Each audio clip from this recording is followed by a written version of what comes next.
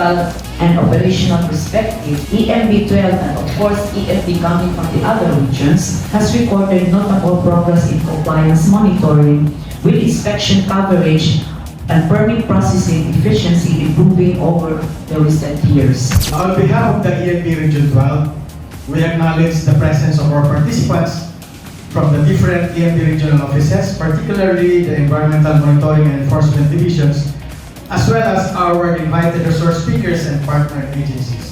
So the management of chemicals requires more than just regulatory compliance. It demands a seamless, unified approach.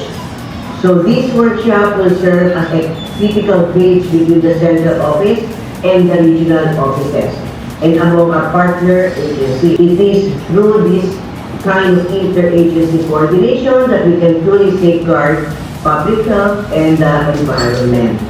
I urge everyone to be active participants.